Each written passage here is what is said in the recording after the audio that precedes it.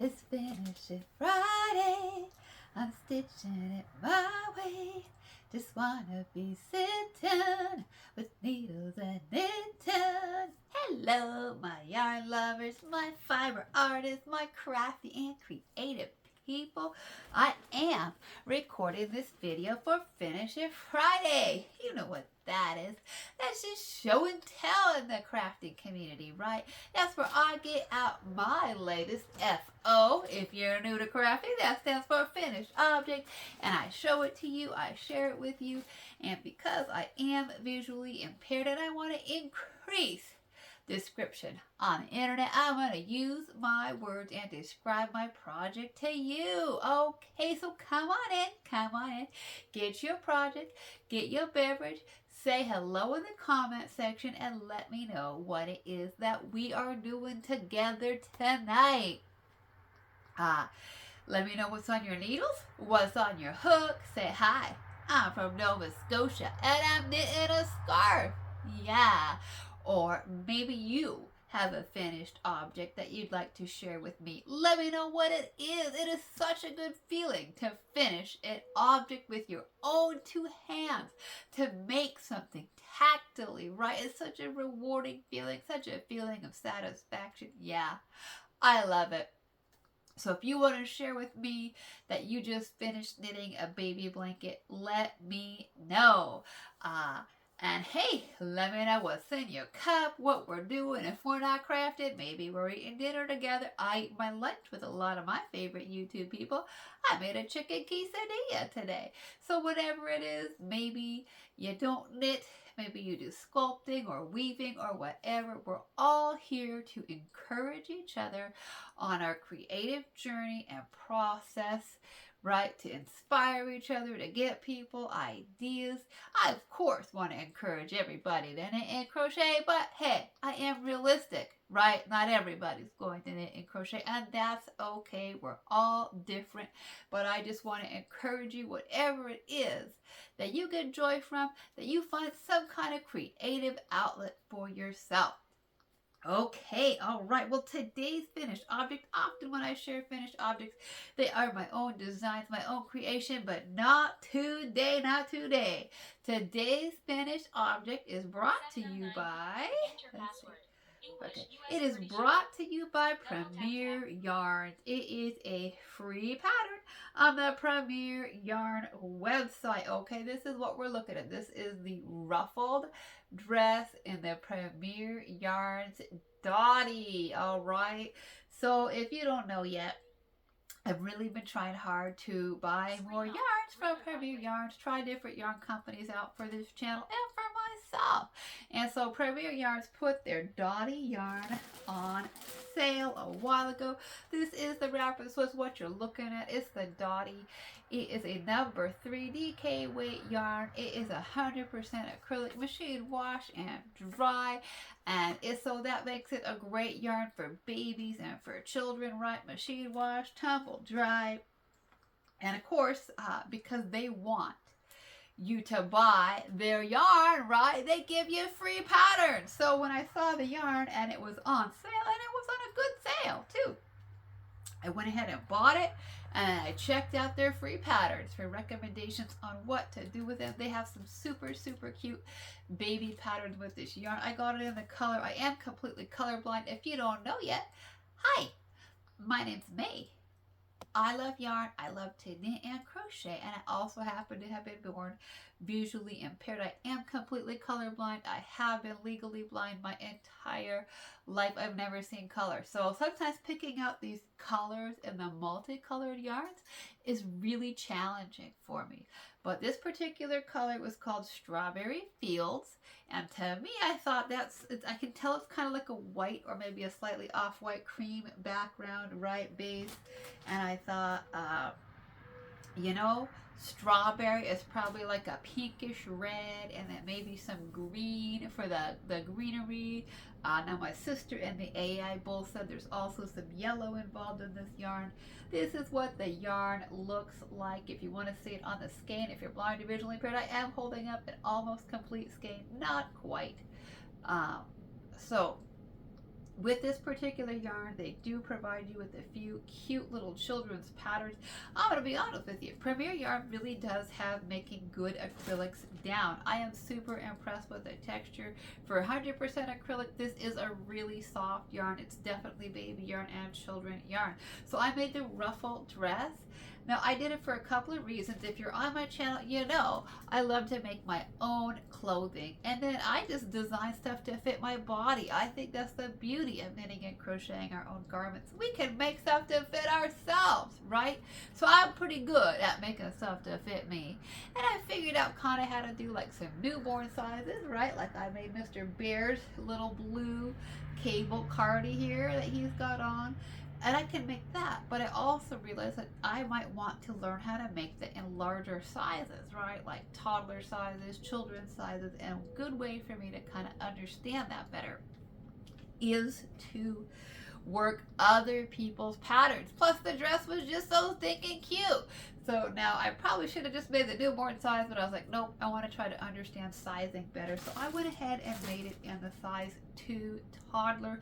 That is definitely a nice thing about these patterns. I think there's like 7 sizes. There's like a 3-month, 6-month, 12-month, a 2 toddler, a 4 toddler, a 6-year-old, and I think an 8-year-old. So there's lots and lots of sizes.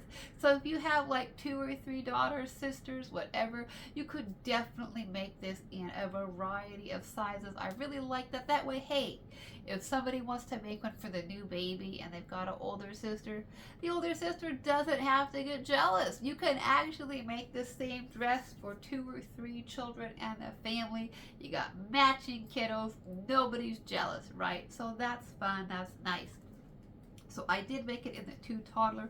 It is a free pattern. It's designed, I think, by a woman named Tori, so I'm not giving away anybody's paid work. So you cast on, for this particular size, 60 stitches for the back, and she has you work it. You cast on for the back, and then she has you work down for the back about 4 inches, and then go back and pick up and knit stitches for the left shoulder and then the right shoulder, and then you work that each of those sides separately until you get to the part where you'd want them to join, right? So you do the left shoulder down a couple inches till you'd want it to join, and then the right shoulder down, and then you cast on and you add more stitches and you join the 2 sides of the front. Well, I'm going to be honest with you, as somebody who's visually impaired, right? I knit and crochet by feel. We're looking at a DK weight yarn here. Yeah, I'm not very good at pick up and knit. I'm just not. I got to feel each individual stitch, find it. So I try to avoid that whenever possible. And so as people who just create, right, we need to be creative in how we do life. And as somebody with a disability, I also have to be creative and adaptive all the time. And so I just take that sort of way that I am in life of having to adapt things into my creative process. I mean, it works really well together, right? And so for me, I thought it's going to make way more sense if I don't have to pick up and knit those shoulder stitches to attach the front and the back.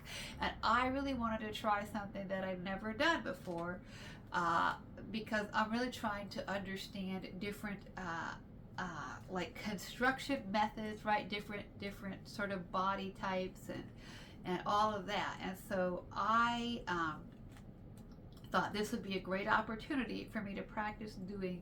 Basically, I did a provisional cast on for the top, for the back, so that I could work the back, but then I still had live stitches to work the front. So what that meant then was that I put the stitches for the right front and the back on a holder. I worked the left front down to where you join the 2.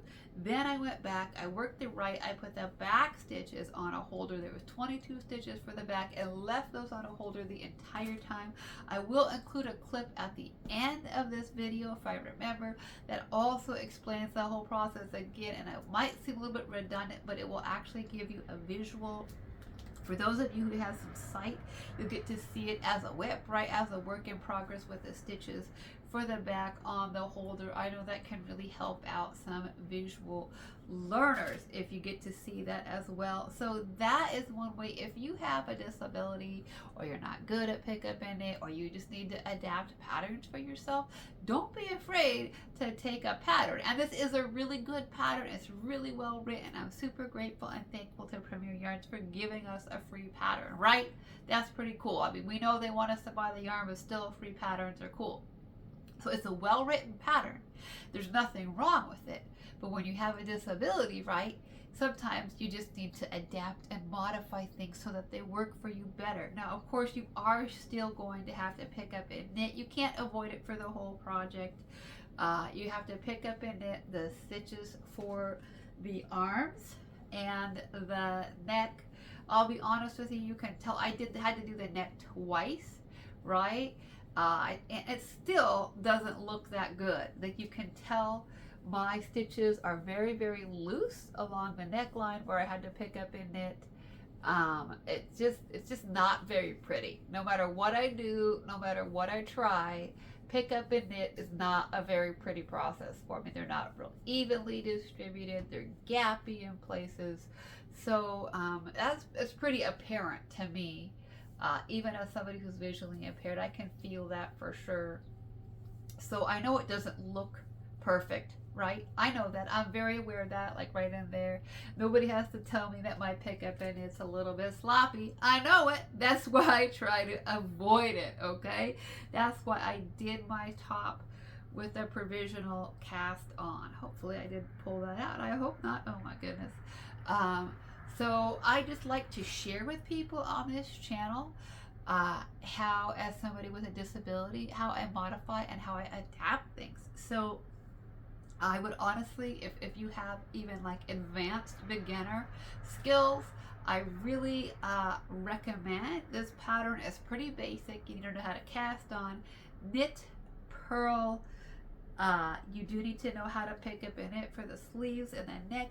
You do need to know how to cast on in the middle of your project, right? I just did the plain old knitted cast on to add these stitches to connect the two sides of the front.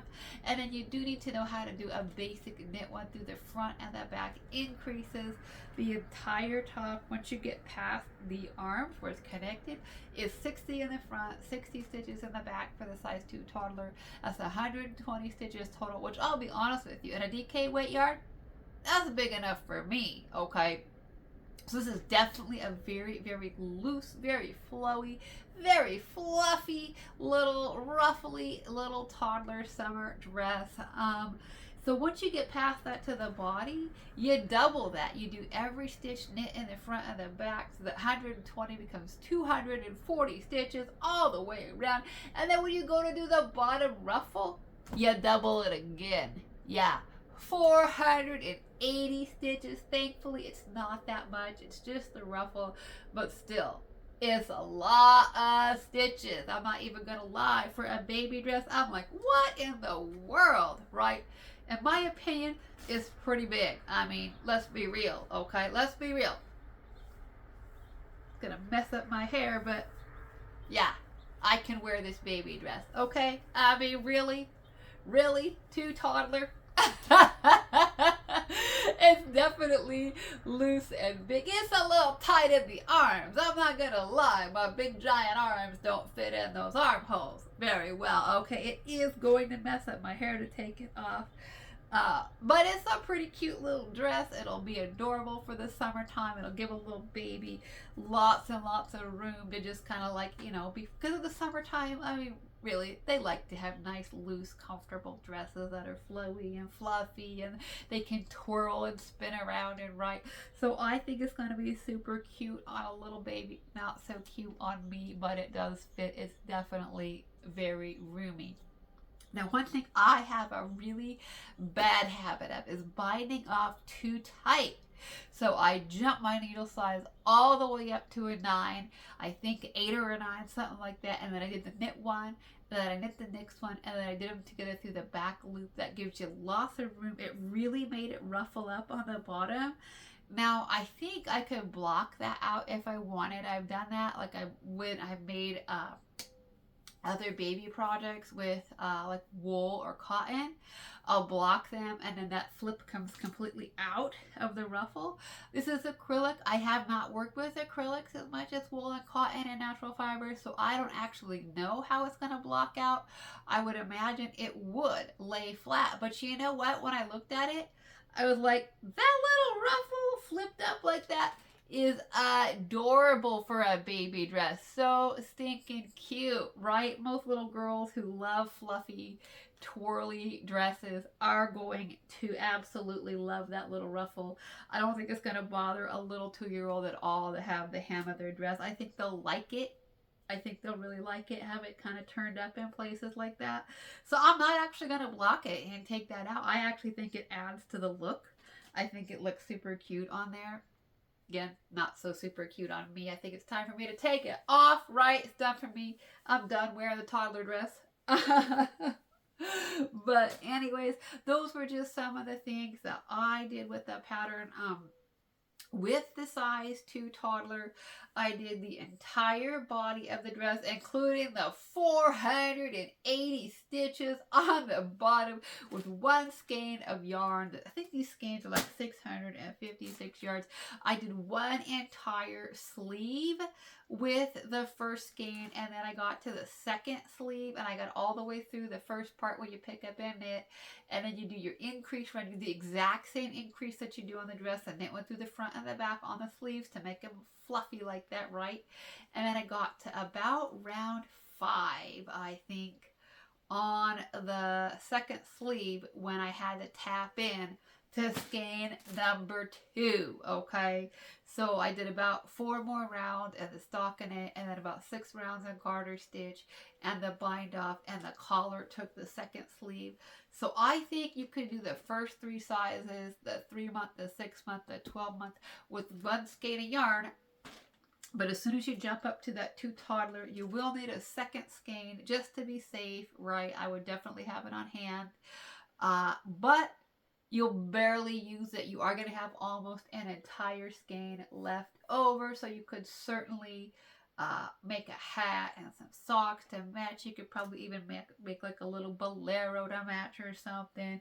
I bought a 3-pack of this, so I have a whole other skein. I could probably even make a cute little blanket or something to match. There's all kinds of things. I'm not at all worried that, oh no, what am I going to do with the excess yarn? Oh no, right? That's not a problem around here. I could just, make a blanket or something and make a cute little blanket. I'm not worried in the slightest. I could even make the dress again. It was not that hard. Just the ruffle, the 480 stitches on the bottom ruffle. It's a little bit time consuming. Not gonna lie, that's a lot of stitches.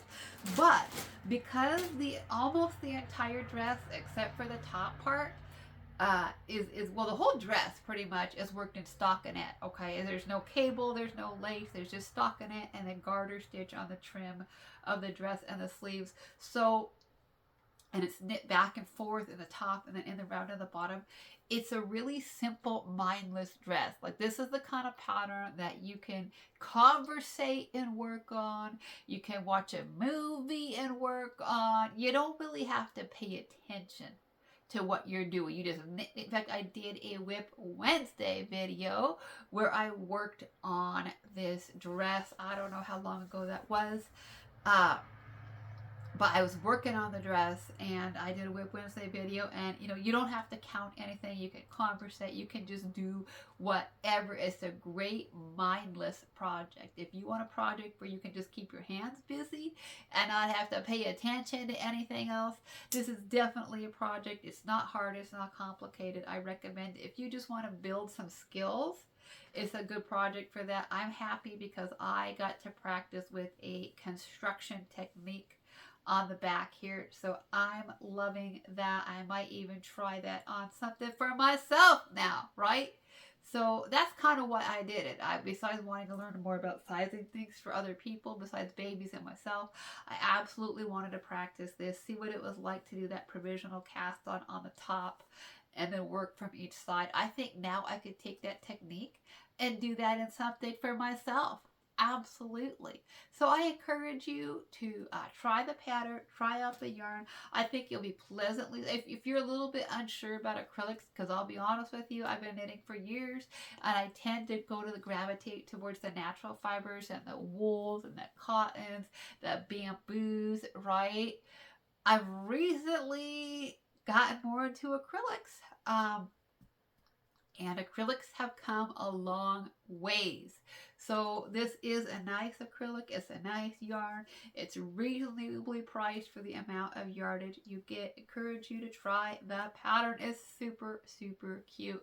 All right, well, let me know in the comment section if you've used the Dottie yarn before. Do you like it? Do you think it's soft? Have you made that pattern before? Do you think the sizing is accurate? Do you think this is way too big for a toddler? I think it's adorable. Let me know if you modify your patterns at all. And let me know, of course, what your weekend plans are, what you're up to. Are you going anywhere? Are you just staying home? I've just been cleaning today, right? I've just been mopping. I got hardwood floors all over my house. I've been mopping the floors today. Yeah, cleaning and cooking. And of course, stitching. Alrighty, my friends. Well, I'll just let you know. Have a great weekend, whatever you're doing, whether it's catching up on your sleep or your household chores, or whether you're traveling or seeing family. Have a great weekend. And you know what I like to end with. Creativity is for everybody. Whether you see or you see like me, which is not in color, not in the day, not so much, or you don't see at all. Creativity is for you. And whether it's knitting or crocheting or sewing or quilting or beading or weaving or painting or sculpting or whatever it is that you do, today is a great day to craft and create. And as always, thank you so much for listening. Bye-bye for now.